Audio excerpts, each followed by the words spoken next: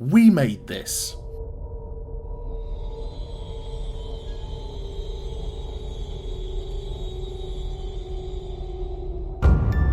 Hello and welcome back to CHUCKYVISION, the podcast that covers all things Chucky. And boy, we are covering all things Chucky. We have just recently done Batteries Not Included, classic family, in quotations, family movie. Pretty organised chat, just one movie. Depending on when the home release comes out, we may or may not have a little bonus extra episode covering the Season 2 Blu-ray of Chucky. The scant Blu-ray with fuck all extras, so if that has been up, it's probably a 20-minute episode. Maybe a little closer to this one, which will be a scant fuck all talk of many things, which will be fun for me to edit. Well, the editor and host today, I am Dev. As always, with me is my co-host and friend, is Mark Adams. I'm excited for this clusterfuck, because it was a lot of fun researching it. I didn't do many notes, because what this is we are covering the long list of Chucky cameos in media, like Freddy, like Jason, like Michael. He becomes a pop culture icon. The comics he's been in, with the hotline that we're still looking for, an 18 and R-rated horror figure who then gets promoted to the mainstream media, gets promoted to, younger audiences. Even though technically, he is R-rated, everyone knows who Chucky is, so you can put Chucky in anything. And there's a long list of weird and wacky places that Chucky has shown up. Some of them we've covered. We talked about the weird Halloween Kills crossover, Stabbing the Pumpkin, promotion for this show. We're not including in-character interviews. There's promotions like that, but we may talk about those another day. What we're talking about is, I guess, Chucky crossovers, where he's gone into other worlds of entertainment, which for the most part work. A lot of these I did know about. Like, obviously, I am a wrestling ring announcer. I'm very heavily involved in wrestling. I knew about the Chucky stuff in the WWE, but I had no idea about some of the weird and wonderful stuff we're going to be covering today. I'm glad we've done it. It's been lots and lots of fun watching, little snippets of this. But what I did do is, if he had a cameo in a film or a show, I watched all of that film or show. So I've done quite a lot of research for this. And unlike you, my notes are fucking massive. I've got 12 pages of notes, so this should be lots of fun. I usually come with lots of research. I know Christmas at Rosemont, I went on a fucking deep dive trying to figure out how that movie was made. And I did wonder in the research phase of this how much of it would be Chucky related, like wrestling stuff. All the recent stuff is all NXT, and fucking I don't recognize half of those people in modern NXT. I used to watch NXT, but I don't recognize any of the people in 2021 and 2022. So I wondered how off-base the research would be. I recognise most of them, but you're right. Wrestling moves so fast that if you're not into it, you very rapidly are so far behind that it will take forever to get back into, get back into it. Before we get to wrestling, before we get to any wrestling, we're going to take this in, I guess, chronological order. That makes the most sense. As much as any of this makes sense. We're going to start with quite an oddity, maybe the strangest one of all of them, in terms of you may not have even heard of the crossover, the other side of the crossover. We're starting with the Horror Hall of Fame in 1990. The Horror Hall of Fame was an annual Oscars. It was not a rib, not a parody of the Oscars, but it was a horror version of the Oscars, awarding the best and brightest of horror, actors, films, stunts, and best gore and stuff. I know Spike TV, they did, I think it was a Fangoria Awards in the 2000s. So these kind of award shows have come and gone. This was the first Horror Hall of Fame. I believe all three were hosted by Robert Englund. Yeah. They only went up for 3 years until 1992. They were going to do a fourth one, but it never happened. I don't know what the ratings were on this. They're fun to watch. But yes, Chucky does appear in the first Horror Hall of Fame. It's sad that he doesn't appear in all of them because, they had the Crypt Keeper as well. And I think he carried on into the second and third ones. I've only watched the first one. On the back of this, I will definitely be watching the second and third because I thoroughly enjoyed it. It was just a fun little watch for a horror fan. I thought it was a really cool concept, and it's just a real shame that it didn't last. I have in the past watched all three, and Chucky is only in the first one. And it's a brief but fun crossover because we've talked in the past before how, in terms of the horror icons, Freddy and Chucky are the big talkers. I guess Ghostface is a more recent talker. At this point in time, 1990, the two big talkers were Freddy and Chucky, and we get a crossover of sorts. Well, of sorts, because it's not Freddy, it's Robert Englund. Yeah, that doesn't count. That doesn't count. Not in any way. And I genuinely thought Robert Englund was a really good host, actually. He was kind of the right side of kind of funny and not too hokey. Clearly, I am Freddy, but I'm not playing Freddy today. I thought he pitched it really well. I thought he was a great host. I genuinely thought that all of the people that were put in and all the films that were put in were bang-on choices. And I would like to try some Elvira root beer. That does sound good. That sounds very good. The category Chucky was covering, foreign horror. There were some good examples in here. I haven't actually seen any of them, but I have heard of some of them. Have you heard of any of these films? So we have The Lift. I haven't seen any of these films, but I would now like to see all of these films. The Lift looks fun. Amsterdammed was a fantastic name. Amsterdammed, I believe, got a really good Blu-ray upgrade, become kind of a cult one, Amsterdammed. It's, from what I've seen, it's actually it looks really good. Cinematography is really good, and it's apparently a good slasher. I've definitely heard of A Chinese Ghost Story, but I haven't seen it. And I think it's one of those films that I should have seen. It's been on the list of what I want to watch forever. I'm going to butcher this. I know I am. Wohi Bahayanak Rat, Vampire Bollywood. I can't wait. I'm so excited about that. Yes, that one also looked very good. And I think that was really cool for a horror show like this to be I guess the Oscars do it as well. Show off, foreign films and stuff. But I think that's cool for a horror audience. There's stereotypes of horror audiences, they just want Freddy, they just want Chucky. So it's cool that they're no, horror comes in all shapes and sizes across the world. When I was looking it up, I remember now when I was who directed The Lift? Who was it? Because they also did something else really good. I just remembered the director was Dick Mass. What? That's a good name. But the other movie he's well known for is Amsterdam. Oh, okay. So wow, he got double billed in this foreign horror segment. Smooth. There were two kind of gently less acceptable than perhaps now jokes about Peking and the Taj Mahal, but I don't think they were offensive. They were a bit kind of they don't ruin it, I don't think. Classic kind of wordplay, isn't it? It's very simple gags. Yeah. I don't believe anyone in the Horror Hall of Fame does any kind of Billy Crystal skits. I thought that Chucky in a tux was a fun thing. Oh yeah, if you've got to see it for any reason, Chucky comes out in a tux. I don't think he's been in a tux in any of the films or telly shows, has he? No, Freddy has, but no, I don't think Chucky changes his costumes much. I mean, there was the Hello Kitty outfit. Oh yeah, but then he's still wearing his dungarees. Yeah, and Chucky in a bridal dress. But no, I don't think he's been in a tux. I made a lot of notes on this, so I will very quickly go through it. It's not even remotely Chucky related, but it is horror related. Okay, cool. Nightmare on Elm Street board game. Want. Looked it up on eBay. £95 starting bid. Don't £95 want. The sponsors were so very, very American. I've heard of literally none of the brand names. I don't know. Do I want to buy some of the cologne? Because it sponsored the Horror Hall of Fame 20 years ago. And then at the end, there's kind of news anchor talking about, we've got a cure for baldness. You fucking hadn't. Everyone thought they had a cure for baldness in the 90s. It's you definitely haven't, because I haven't got it, bitch. all of the inductees were brilliant. I think Vincent Price was the strongest, a perfect inductee. I looked him up. I'd forgotten he played Egghead in Batman. Oh, so classic role, yeah. Classic role for him, yeah. But other than that, yeah, I just thought it was great fun. And the makeup segments were a lot of fun, but the gelatin did look like jizz. And that is a good way to finish our coverage of the Horror Hall of Fame. Mm-hmm. It really looked like jizz, Dev. You must agree, it really looked like jizz. I'm not disagreeing.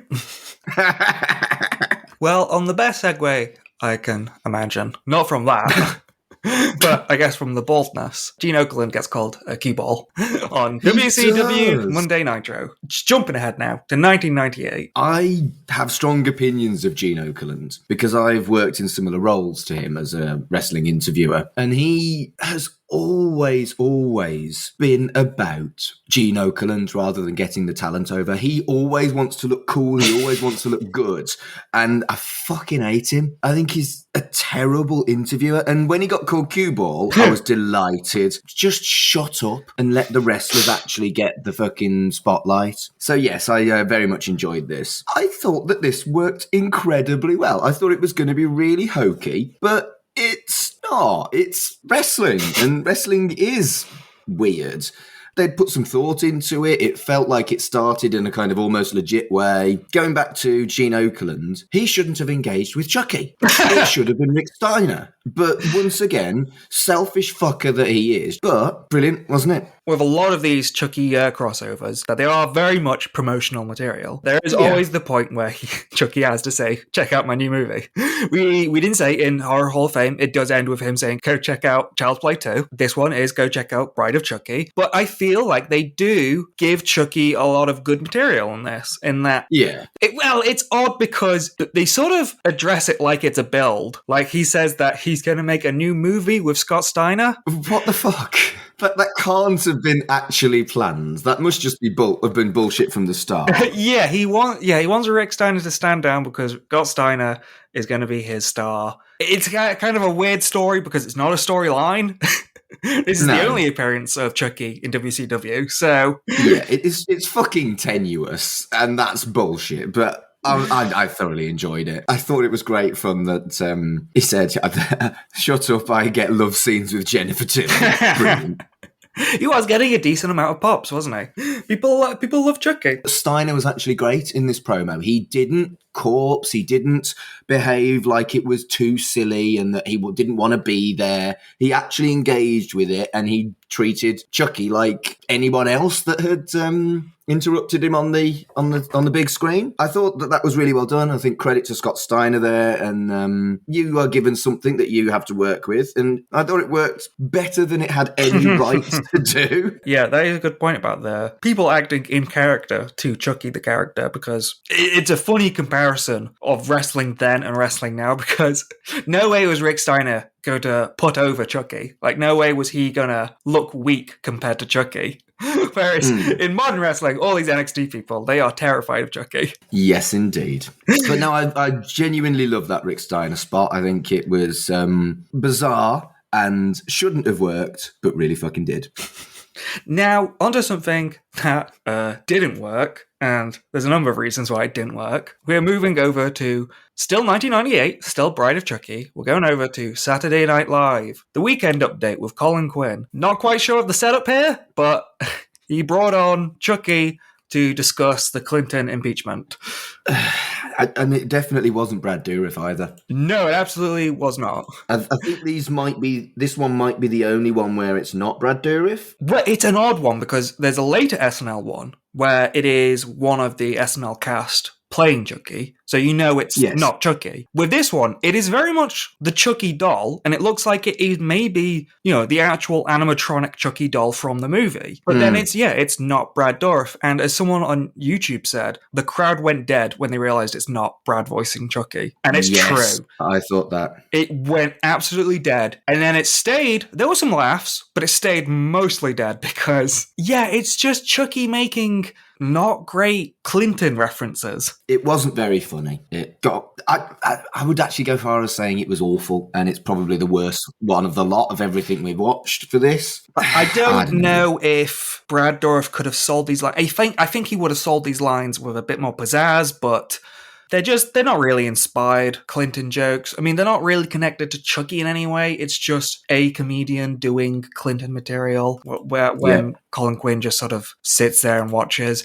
They sort of try and tie it in like, oh yeah, don't forget this guy's Chucky, because then he pulls out a knife. Colin is, I don't know, slightly scared of Chucky. The later SNL, there's more jokes to it. And there's essentially a joke to it, like an actual full joke to it. Here, though, it's like, oh, we need to promote Bride of Chucky. And SNL are like, yeah, sure, we'll do it. We'll just put them on Weekend Update. Even the WCW thing, there'd been some real thought on how to make that work. And I just don't think they cared very much with this one. Yeah, that definitely feels like it. Or at the very most, it feels like they were already halfway through writing this episode. It was like Thursday or something. It didn't need to be Chucky either. It could have been anyone doing that. Although you do get Chucky in a suit. Again, they went to the effort of building that little suit for him.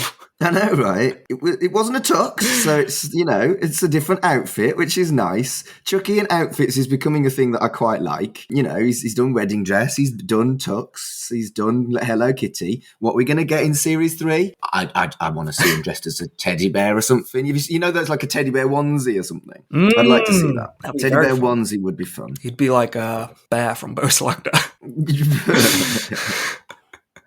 2014. This was not a promotion for any kind of Chucky movie because he only has a small part in it. This is the Radio Shack Superbowl commercial. I fucking loved this Radio Shack Superbowl commercial. Hulk Hogan and Sergeant Slaughter, so more wrestling. Oh yeah, definitely. And Jason was there as well. And Kid and Play was a deep cut. Have you even heard of Kid and Play? I know Kid and Play. They had what was the movie they had? House Party. House Party, that was it. Teen Wolf, a DeLorean. Fucking Slimer was brilliant. Alf and Cubert, brilliant. But the one that got me, the one that really got me, was those fucking Raisin Men from that weird, obscure ad. Oh, yeah. I was like, whoa, that's a deep cut. Fucking Raisin Men. The California Raisins, yeah. Absolutely mad. I love that. Yeah, so the premise of this is that Radio Shack, we don't have Radio Shack over in England, has been around since the 80s, and it's kind of an 80s relic. They still sell new technology, obviously, but then I think they sell old technology. You can see in the trailer, you can see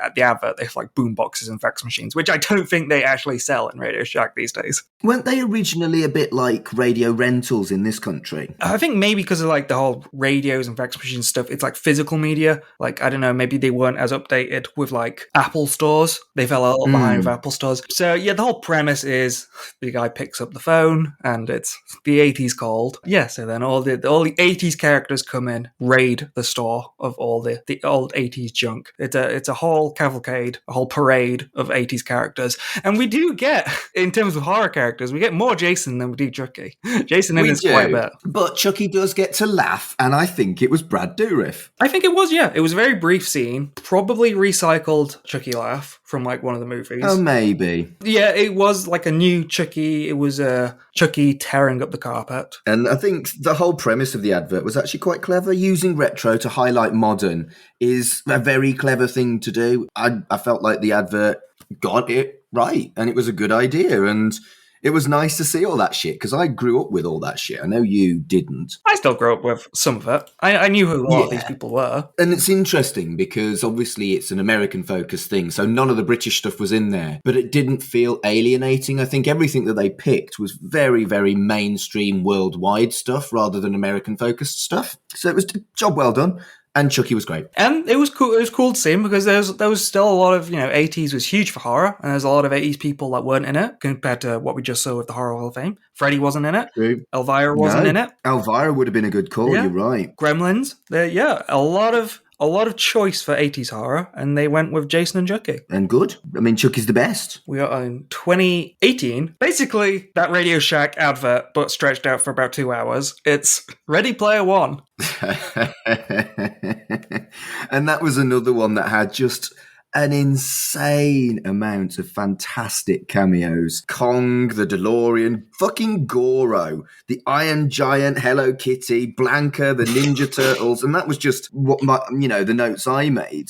There was so many cool things. Yeah. But I'm a massive mark for fucking retro shit, particularly 80s and 90s retro shit. I thought I'd actually already seen the film because I'd bought it for when I had like an evening of a film night with my scout group. I'd obviously been doing some scouty stuff in the kitchen because I hadn't seen this film. I was blown away by how daft it was with all the... How did this film make any money after it invested in all of those franchises?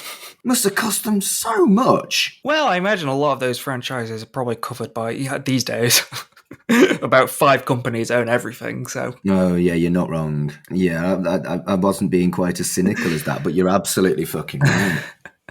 Talking about the word fuck, the entire film had one instance of the word fuck, and it was because of Chucky. As the cameos go, getting the one and only fuck in a film, yes, fully approve of this. Yes, it was a great moment in this film. They're in the big battle, they're at the big climax at the end of the movie. It's a big war between 2 factions. They drop the little guy, which is Chucky. It's a CGI Chucky, but still, given the everything that's going on, that would have been incredibly difficult to animatronic. Oh, I think it makes sense for it to be a CGI Chucky because they're in Yeah, I suppose with the a context, video yeah. game. I think that's the only CGI Chucky we've ever had. Curse of Chucky. Oh, there is. Oh, I think I blanked that out of my mind.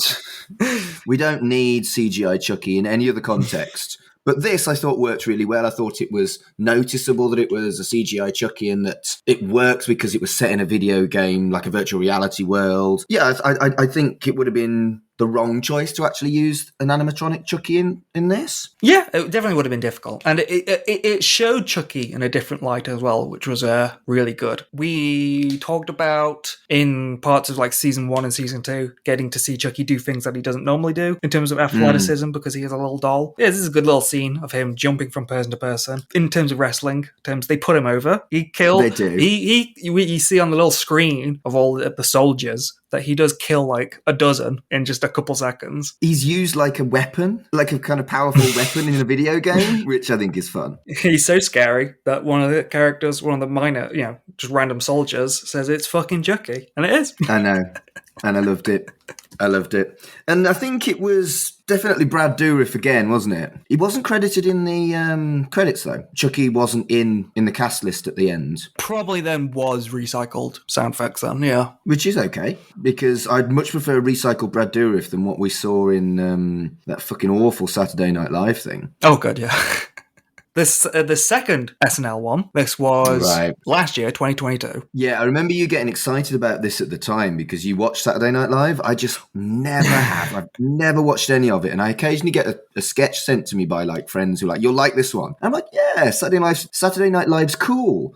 And then I forget about it again and never watch it again. I only very, very occasionally have watched Saturday Night Live in its entirety because I don't think there's ever been an episode of Saturday Night Live in its entirety that has been good. There's always good and bad sketches with every episode. I was excited because on the roster, much like the first Saturday Night Live, I assume I couldn't find it in the comments or anywhere. I assume that was someone on the 90s cast voicing Chucky. This one, it's a different kind of Chucky because it is not only the voice but also the face of one of the current cast members, Sarah Sherman. Yes. And I'm a big fan of Sarah Sherman. She did weird, very, very weird comedy skits online as Sarah Squirm. I love her. She really loves Chucky. She genuinely does love Chucky, and she wrote this skit. You can tell there's some more thought put into this one. It was peculiar, but yes, I would agree very much so that it was done with love rather than promotion in mind, I think. Compared to the first SNL skit, there's actually a joke here. I guess in the first one, maybe the joke is that because it's Bride of Chucky, he's having sex, and so is Clinton. Yeah. That's the most tenuous connection. With here, the joke is quite simple. Because Chucky is such a pop culture staple, whenever there's someone that acts weird or crazy, or a kid acts weird or crazy, you call them Chucky, don't you? And this one does the classic joke of, well, what if Chucky was real? And then considered that workplace harassment. It's on the knuckle, isn't it? Yeah, it's odd, but it kind of does feel like Chucky, doesn't it? Like the other SNL skit, like a lot of SNL skits, you can't be too subversive. It's a mainstream audience. They literally only have a week to write this. So you can't be too clever, otherwise the audience won't get it. You need the jokes to be a little bit obvious. And the worst SNL skits are very obvious. This one it's an obvious joke. It's still very much within the character of Chucky, almost not pushing it, but it's like, we're not going to downplay who Chucky is. Yeah, I think it's lots of fun. And one thing I wasn't ready for was, fucking hell, that's Jake Gyllenhaal. I was like, fuck, he's like an actual star. That's why you always got to look out for SNL skits sometimes. They might get a big star in, and then they end up doing something weird like this, where Chucky stabs him in the leg. Yeah, because we haven't explained. The way they're doing Chucky in this one, imagine they're doing the walking the same way they do. It's a bunch of people in green screen costumes with sticks moving Chucky along the ground. And then they edited Sarah Sherman's face onto Chucky. So she's doing the acting. I'm not sure this counts as a Chucky cameo either, because it's not Chucky. It's sort of Chucky. It's notable. It's a strange version of a Chucky cameo. But yeah, we could have done other things where we could have done Chucky parodies and stuff, but this is it's a weird one. Yeah. And I needed us to watch a better SNL skit with Chucky than the other one. True. 2021 and 2022, we have a shit ton of Chucky in WWE again. I loved these. Again, I'm a wrestling fan as well as a Chucky fan, so it was kind of made for me. But no, I thought these were great. They were good. It was just when we were looking this up, I remembered like Chucky was in WCW once, and then I think he was in wrestling once in like NXT. I didn't realize there were like 6 videos. He showed up multiple times in 2021 and 2022 promoting the new show. Yeah, I mean, it also makes sense to have a horror icon for a show called Halloween Havoc. So I think what we'll do for this is make sure we put up all the videos for everybody to see. They will all be up. Yeah, we'll do like a big thread. So yeah, Chucky first appears 2021, October. We have the recap where it's just Chucky talking. We never see Chucky, we just have him talking. We see a little bit of Chucky. That's the thing. Chucky rarely appears in person. It's not like Saturday Night Live. It's more like the WCW one. Chucky appears and he's animated, but he's on a screen. This one, Chucky sets the stage for NXT Halloween Havoc 2021. I thought it was a great hype video. And, you know, I've done stuff like this, voiceovers to hype wrestling shows. And it really feels like Brad/Chucky does a really good job. He doesn't phone it in. I think he's clearly watched some wrestling, seen what people that actually do this job have done. Yeah, I thought it was lots of fun. And the one thing that freaked me, Chucky never gets bleeped, but he got bleeped here. I guess we're in this weird post-PG era of wrestling where they wanna be a little edgy. Yeah, and it's just not quite edgy enough. I don't know. I think maybe not include the swearing, because highlighting the bleeps highlights what the product isn't anymore. But that's my only criticism. I thought it worked really, really well. And did you spot the fun little bit of continuity over the 2 years? He refers to the puppy-faced gremlin. Oh, yeah. And the next year, he's the dog-faced gremlin junior. So there's a bit of fucking continuity, which I really popped for. I thought that worked really well. And there's also a link, if you didn't know. Yeah, I saw the Braun one, yeah.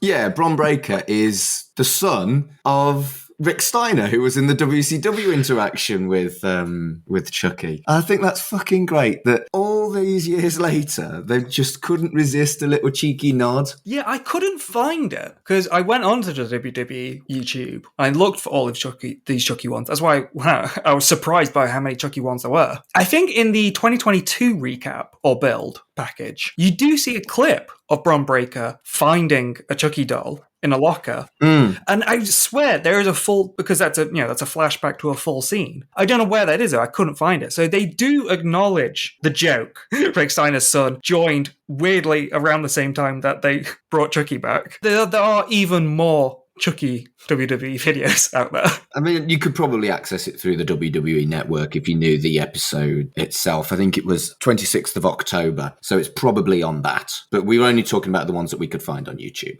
Yeah, the wiki, the Child's Play wiki, it doesn't really list any of these WWE ones. Strange segment, quite a long segment, almost. Yeah, over 5 minutes. It's hokey as fuck, yet kind of thematic and works. And I think Alicia Taylor, who isn't someone I've watched much of her work, if I'm being brutally honest, is really good in this. It's a story, and it's a set of promos, and I think it really works.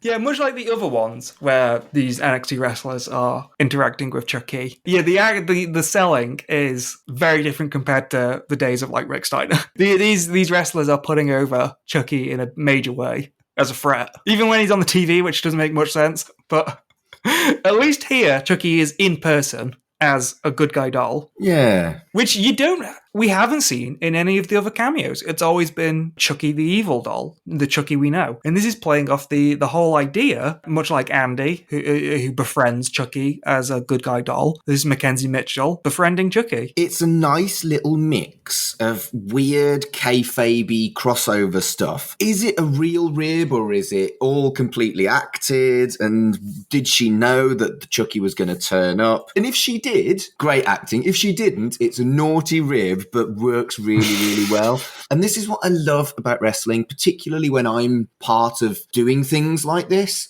is I like to play with kayfabe reality, what's real, what's linked to someone's personal life, what's not. I think it's really, really good. I would come up with something like this. The mic gag, where it's clearly not a microphone that's working and that they've got a boom mic above them. I've made that gag myself. I have done that gag where I've just kind of like thrown the microphone over my shoulder, and it's fun. It's fun. And you say, Reb, I'm sure these wrestlers are having fun. You say, Reb, in WWE, it's more likely creative, like an hour before, like, okay, you've got to work with this doll now. Yeah. Trying to be a very serious wrestler, and then creative were like, no, you have to act terrified by this doll. But I've always liked the weird, hokey shit in wrestling, regardless of whether it happens to have something else I really like kind of dropped into it, like Chucky was. I like it. It's good fun. You can tell, though, this is the... right around the time, was it 2021 or was it 2022? Because 2020. This is the next. This is the NXT 2.0. Yes. Where it wasn't intentionally more child friendly, but it was sillier than the original NXT, the gold NXT. Yeah. And so I can imagine some people being like, ugh.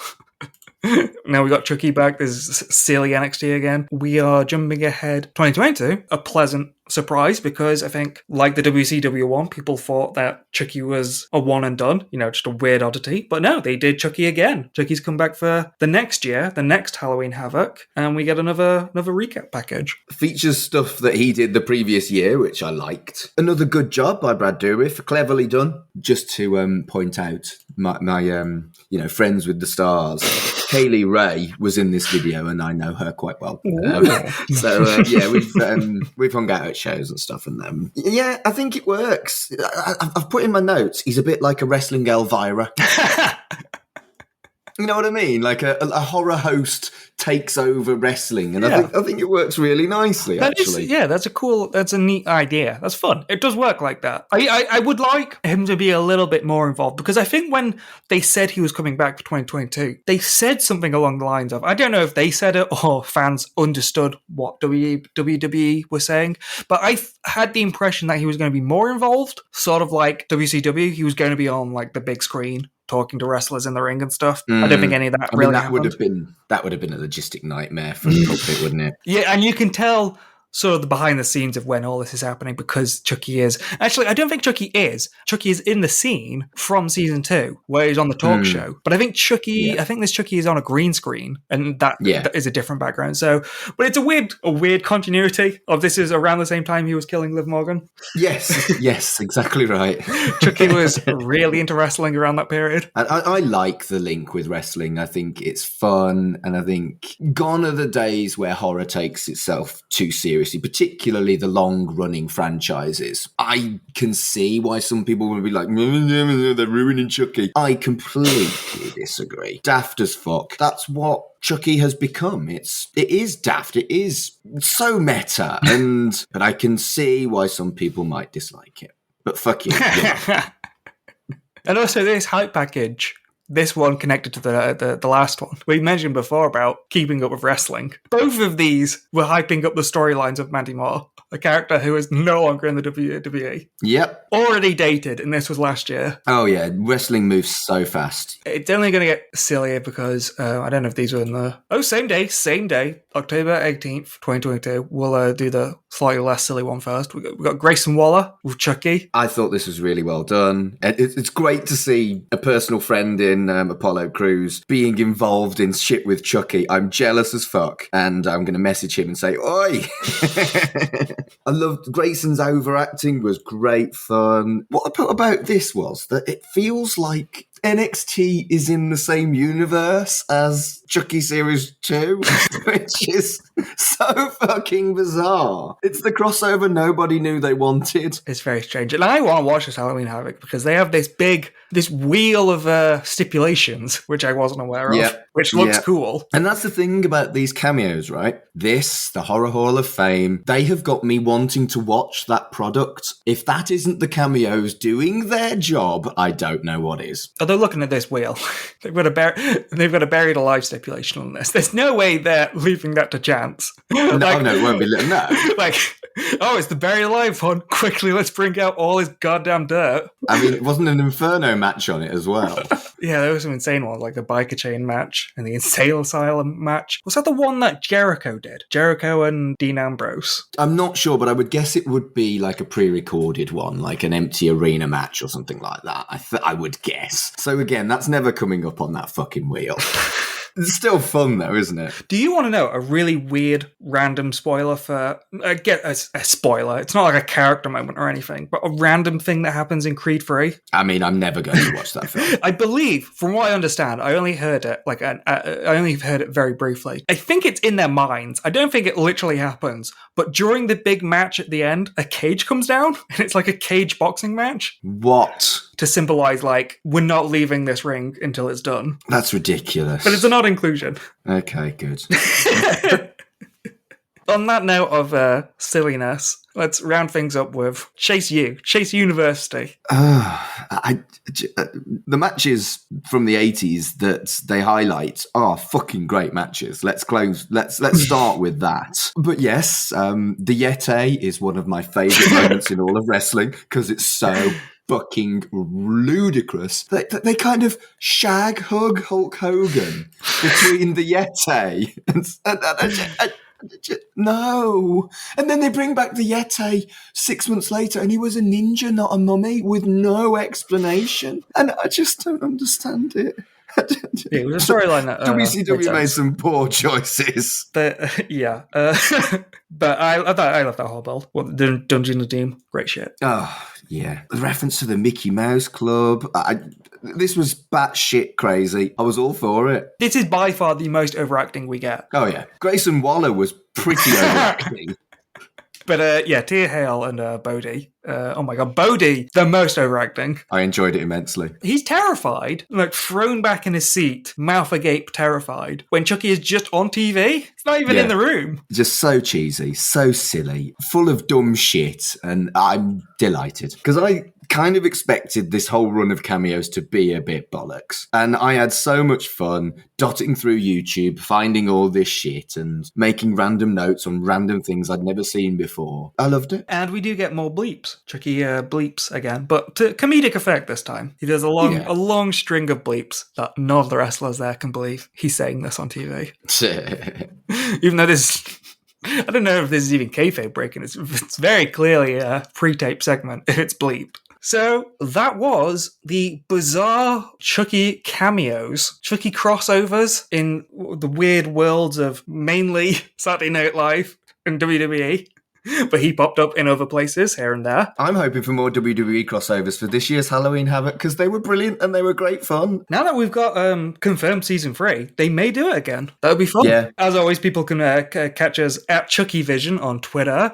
And please tell us any ones that weren't listed on this list, big ones. We were trying to cover the main ones where Chucky, either the animatronic or Chucky as Brad Dourif appeared. If there were any big notable mentions that we missed, please do tell us about that. If you want to talk to us about any kind of Chucky parodies, but we may do a follow-up on this about Chucky parodies because plenty of examples like The Simpsons or Robot Chicken or Family Guy, parody movies like Shriek and Stan Helsing where parody of Chucky appeared. So we may do that one day. I'd like to do that, actually. I think that would be lots of fun. That would be a lot almost of fun, like a sequel to this. We were just trying to cover the OG Chucky, the real Chucky, as much as we could. Well, you can catch me at Twitter at Absolute Travesty. I'm on at Mark Adams HC on Twitter and Instagram. I've got a Red Dwarf podcast as well, but you probably know that, and you probably don't like Red Dwarf because I'm a weirdo who likes two things that are not very similar. Yeah, it was an awkward handover there because I was trying to just keep plugs for me to a minimum because I don't really have much to plug. Another episode, Chucky Vision. A strange episode, a messy episode. I'll see how much I can tighten it up in the edit. Yeah, good luck with that. Definitely an episode which we hope people will enjoy things that they've seen before. Maybe find some things that they didn't even know Chucky did. Just throw us some things that we haven't seen. Perfect. So, we'll catch you next episode. But until then, wanna play? Trying to think of a... We don't have to do a response after every episode. CHUCKYVISION is a podcast brought to you by the We Made This Network. Follow us on Twitter at CHUCKYVISION. Follow the network on Twitter at WMT _network. Our website is wemadethisnetwork.com. The logo was designed by Carl Bryan, and the theme tune composed by Dark Fantasy Studios.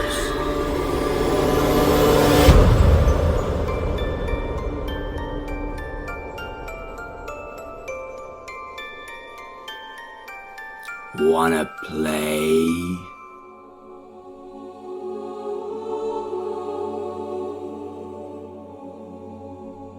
Welcome to the third age of podcasting. The year is 2023. The name of the podcast Is a dream given form. Join us for the 30th anniversary of Babylon 5 as we move to fortnightly episodes looking back at The Gathering, the pilot episode of Babylon 5, Season 1 and beyond, with a plethora of guests to join us too. The Gathering is actually 1 week where we critique. There's some good stuff in there, but we can absolutely critique too, I think. I completely agree, definitely. I liken The Gathering and the first episode and kind of compare them to the X-Files pilot and Deep Throat. I wouldn't say hate, but it's a very, very strong dislike of the cycle. Yeah, well, I feel like the cycle ruined one of us childhood. Yeah. So, Yeah, you know. essentially. And also, Fair enough, man. as well, there were levels. There's Talia representing the cycle that destroyed her mother, and then there's Bester and Bester and Kelsey, you know, who are just psychopaths, and you know they are the personification of everything that she hates. And be sure to check out all our content from the last year of A Dream Given Form, including thematic lookbacks at the show. And today we're going to be discussing the 3 prominent leaders of Babylon 5. Sinclair, Sheridan and Delenn. We thought we would combine our 2 greatest loves, because it's not just Babylon 5, it's Lord of the Rings too, because there's a lot of Lord of the Rings influences that JMS drew upon developing Babylon 5, and even interviews with some of the stars of Babylon 5 itself. He said, I'll tell you what. He said, what would you like to do if you had a character? I said, first of all, I don't want to carry a ray gun. I don't want to carry a blaster or a transporter thing and beam me up, Scotty. I want to be different than everybody you have on here. And I want to carry a sword because that is what he lives by. That's part of his thing, his warrior mentality. I love hearing that people are still interested in Babylon 5. And, you know, it's really an honor to continue the conversation around a show that meant so much to us. And, you know, it was the little show that could. So check out A Dream Given Form, a Babylon 5 podcast on the We Made This network. The last Best hope for peace.